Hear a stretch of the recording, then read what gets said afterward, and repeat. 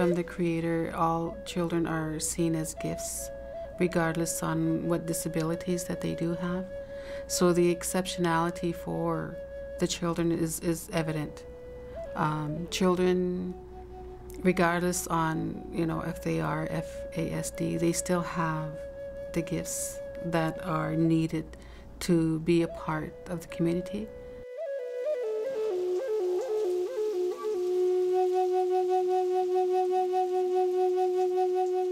So FASD refers to Fetal Alcohol Spectrum Disorder, and we know it is caused by drinking alcohol during pregnancy. The effects of alcohol and other drugs on the developing brain change the design of the brain, it changes the structure of the brain, and it changes the brain as a physical organ.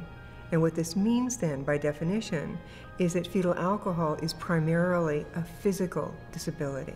From the outside, it looks like they are like any other kid, and they don't understand why they're not able to understand what was said to them and why they're not doing what they're supposed to be doing. The problem is that in 99% of the cases, the only symptoms of this invisible physical disability are behaviors.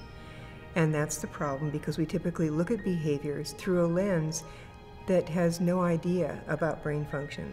We have a disability, which is quote-unquote brain damage, which is the focal point, but what happens from that?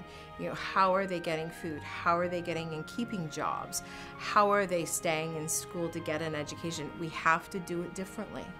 The impact of FASD on the community is really hard to see at first glance. But when you start looking, you may have a person, an individual with FASD that may never ever be employable.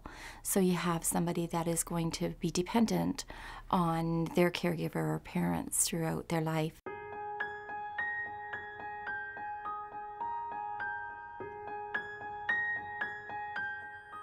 My boys are actually my grandchildren. My son and his girlfriend both have schizophrenia, so they were homeless, and they were very ill when the kids were born.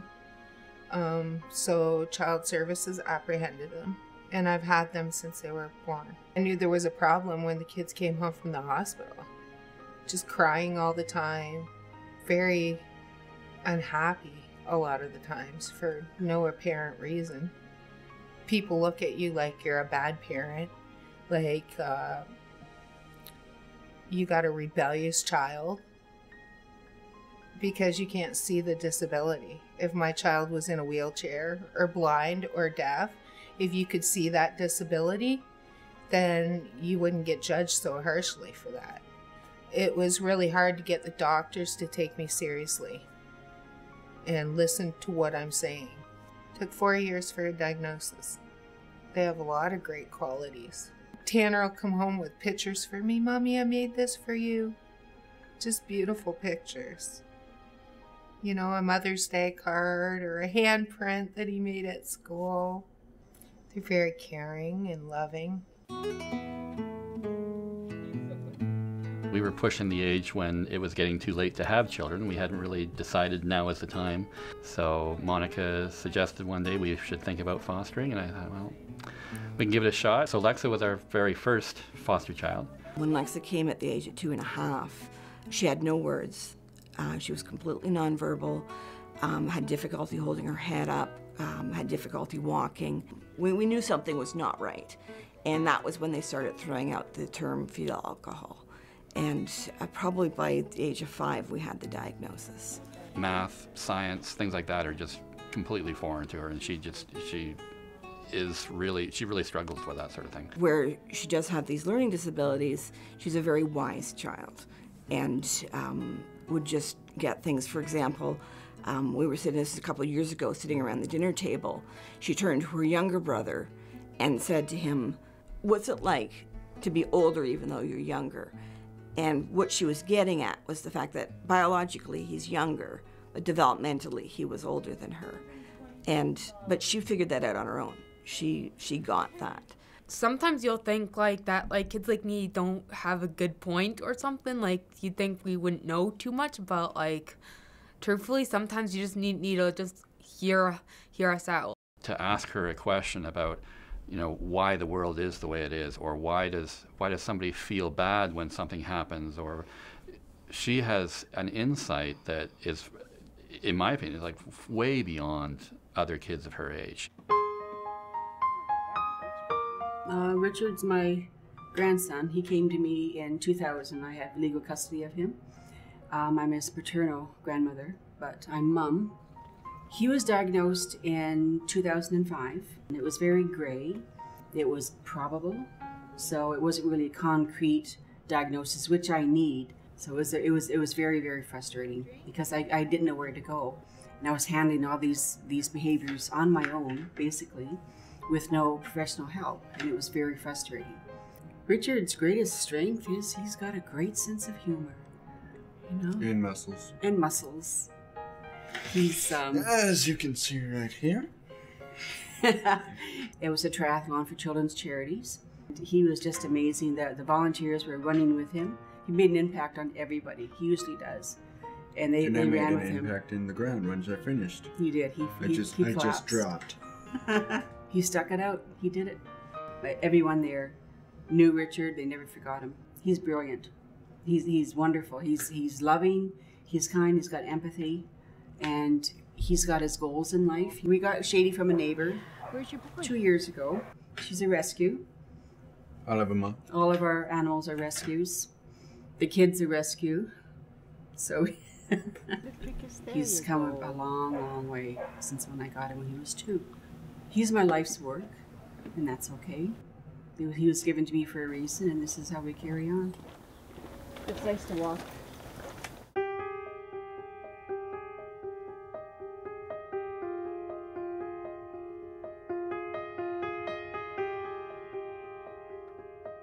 Diagnosis is complicated on a good day around fetal alcohol because of the stigma and the shame and the discomfort. If anything, we were resistant at first. I mean, we didn't want to label her in that way and stigmatize her, I guess. To have that diagnosis and have it on paper allowed us to access more supports, more resources for her that in the end were really beneficial for her. It's often difficult to obtain the history of alcohol consumption. My doctor at the time never really asked me during my routine visits if I'd been consuming alcohol or, partying, and considering I was at the tender age of 20, like any single young woman, you drink and party and, you do those types of things. And when my son was born, there was never any mention of any type of damage done by alcohol. But as he got older, I relinquished my rights at birth. And as he got older, they knew, because they knew where they could find me, the doctor had called me and asked if I had been drinking during my pregnancy, and I confirmed that I had been. And I would encourage anybody who has a child that is going up for adoption that if you have used alcohol while you were pregnant, that you admit to that for the sake of the child, because the child will only benefit from it. My son was never actually given a diagnosis, but now, as he's going into his late 20s, clearly his behaviors and everything that's happened over his lifespan has had me believing that he's been affected by alcohol. We need a diagnosis to open doors, because otherwise they won't take a parent's or caregiver's word. A diagnosis is very important because the people that are working with your kids, like my kids are very beautiful. If you looked at them, you can't tell there's a problem. It's invisible. The assignment of the diagnosis does not limit a person. It's a beginning place. It's not an ending place. Be persistent. You know your kids more than anybody else. And if those doctors won't listen, just keep pushing forward. They're not labeled or they're not centered out, but they become a part of society that is accepted. And I think that's what people are looking for, becoming a part of society that is accepted. Once those supports are put in place, they become far more successful than if they didn't have them.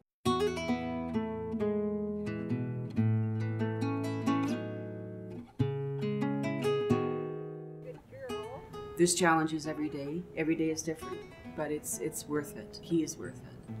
I struggle with how protective to be, you know, so should we allow her to go out and do this, or is it too dangerous? And it's really hard to decide where that line is. That worry is always there, that whether it's in a relationship or in a job situation, that somebody might take advantage of her. Danger and safety is always an issue with my kids because they don't see danger. You know, I went through a period with Tanner where he would touch the stove. You know, it's hot, you get burnt, right? Well, the next day, he'd still touch the stove again, knowing full well yesterday it was hot, right?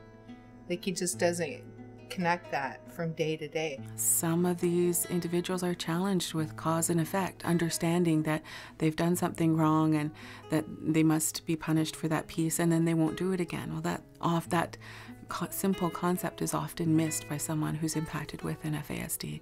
I went through a period this week where they're in summer camp and they jumped in the deep end of the pool and neither one of them can swim. And they did that like 3 days in a row and almost drowned. So it's really, really challenging for the caregivers too, right? There's some of those things in the repetitiveness of the low-level crimes that gets an individual with FASD, the repeat offense, that actually could move them into the federal system. When Tanner was diagnosed, a doctor actually told me that when he's around 10, I should go get him a medic alert bracelet that says he has fetal alcohol. And I said, why? And he said to me, because then when the police pick him up, then they'll know that he's got fetal alcohol and they might treat him differently.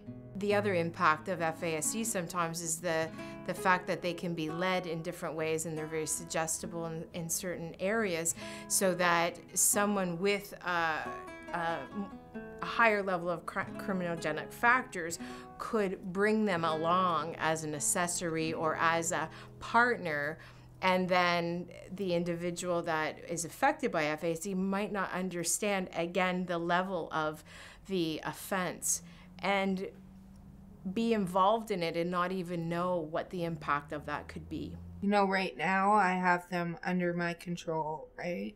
Like, I can keep out the bad stuff as much as possible. But when they become teenagers and start going out in the world and doing things on their own, that's what I'm terrified about. It's very scary.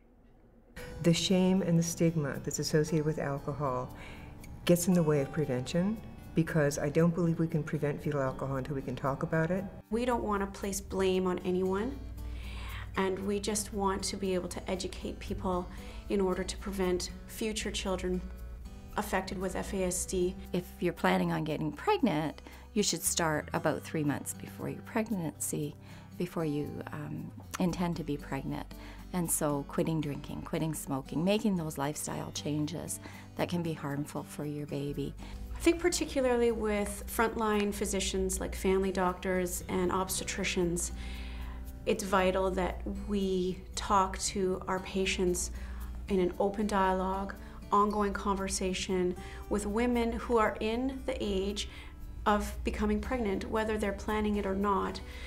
Even just with birth control counseling, the conversation should happen that should someone become pregnant, no alcohol is the rule. And they actually say even really good for the dads to take that road too, to support the women and to help them along.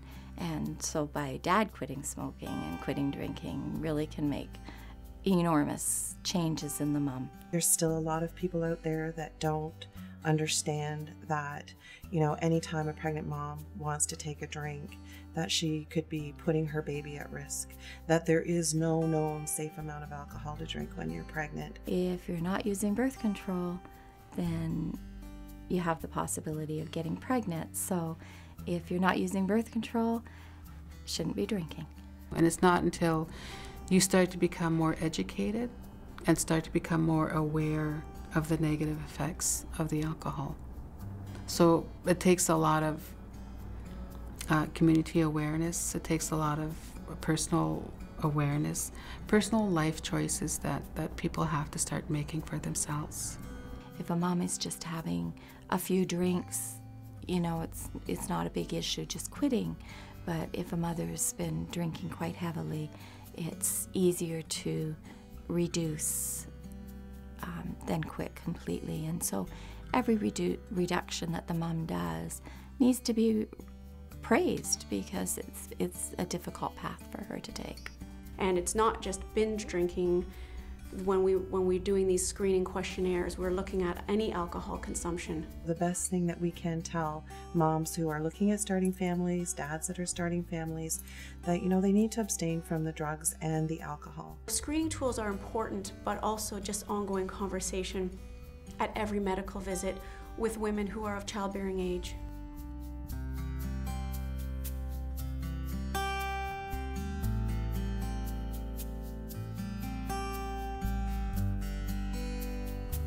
As people become aware that, well, there's kids around, there's somebody in my class, there's somebody down the street, whatever, it becomes easier to describe the problem, but also it's easier for other people to deal with it and to accept it and to be inclusive of those kids who struggle with it. I believe right now our culture looks at it as someone else's problem and not ours, and it's actually a very mainstream issue. When we can go back to understanding our teachings and understanding the medicines and understanding how the medicine wheel can guide us, I think everybody's looking for that guidance. So once we start to find out what that guidance is all about, it helps us to maintain a healthy lifestyle. Holistic, from my perspective, is often the lens that I view the world as an Aboriginal person, and so it just encompasses all aspects of my life, including my work life. And so when I'm supporting someone in the community, I'm attempting to support them from a physical, emotional, mental, and spiritual perspective. When you're going through this on a daily basis, there has to be something out there that you can go to relieve stress and anxiety. Know there's other people out there that go through this, and we connect, and that's so crucial. We have to connect. We as community have to adapt to this child. This child is as they are, and they're perfect in that place. So it's about us adapting how we work with them. Try and get them as much support as they can so that they can be successful, and then we're not cleaning up a mess later. If everyone has an awareness of what the ongoing challenge is, then they can meet it. They can put supports in place, and that child and family do so much better when everyone is kind of supporting them and taking that community approach to take care of them. Having a full-time EA with me during the school hours, that really helped, just to help keep me on track and help me understand what they're talking about. So with Lex's permission, I actually went into the school and explained to the class not only about the seizure disorder, but about her fetal alcohol and why she's the way she is and why she learns the way she is and why she does some of the things she does. It just made me feel a lot better. She got a new laptop with software that would read, so when she was doing a test, it would read the questions to her rather than her having to take the time to read. The laptop has really helped me learn. Yeah, like I had a really tough time reading early on in elementary school, so the laptop helped with reading and such. She's a bookworm now. She reads adult novels and we'll go through them in a couple of days, so big difference. This is a lifelong disability. They will always need support in some way. And so really changing and adapting our service provision model to meet that need. By the end of the first year at the school, they realized this is who she is. It's not going to change. They needed to change. And once that happened, the benefit to Lexa was immense. It just helps when people understand like what I need. When that sculpture, I just so slow down, take time, think younger. Those are very concrete strategies, and oftentimes if people start with one or two of those and they begin to see changes, it tends to engage them, and so they're able to explore a little bit further. Respite services worked really well because you just need to take a breath sometimes. The whole family needs a break from these children often, and a consistent respite care. because we know that these kids thrive on consistency and routine, and so that's extremely important. 2 days a month. So they take them overnight for 2 days, and they're with other kids. They have fun there when they go there. So it's really good for them. So when you're looking at FASD, you need to have all the people that are involved in that child's life around the table. And they need to be communicating, they need to be sharing what's working, what isn't working. As one parent said, "Oh, I get it. My daughter has a physical disability. I get to do the changing." Be patient is one of the big things.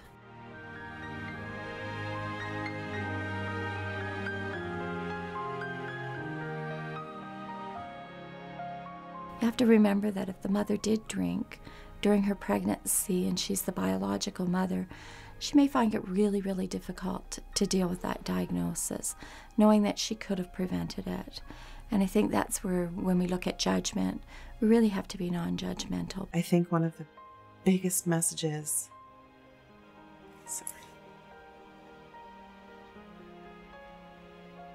is stop blaming. Stop blaming moms and embrace it as a society, because they never do anything purposely to damage their babies. Never. So, and to move beyond the stigma that's so attached to this disability, and you know, to work towards making or enabling our children to be successful. People have to know that it's safe, that we have to create safety. We have to create the conditions within which we can begin to identify fetal alcohol and help families to heal. So really just eliminate the guilt, eliminate the blame, and move forward with good education and good supports. I think we've come miles, but I think we still have a long journey ahead of us. Things are good. Things get better year after year. It does get better. He came through all the way to grade 8 and walked up to that stage and got his diploma. We can learn from them. We can learn that allowing ourselves to be who we are and just letting nature flow through us, yeah, that's a bonus. Careful. I could have missed it. Ah! Fetal alcohol is not who Lexa is. It's what she has, but it's not who she is. I worried in the beginning, how am I going to handle a child with special needs? How am I going to be what she needs? And in fact, she's been a blessing to us. She's been, her lovingness, her openness, her, I guess, childlikeness has changed us and enriched our lives tremendously. Them being patient is very helpful, just for me to learn and grow and like learn just like to be who I am today, or to be what who and what I want to be. It's not a burden at all. She's an amazing child.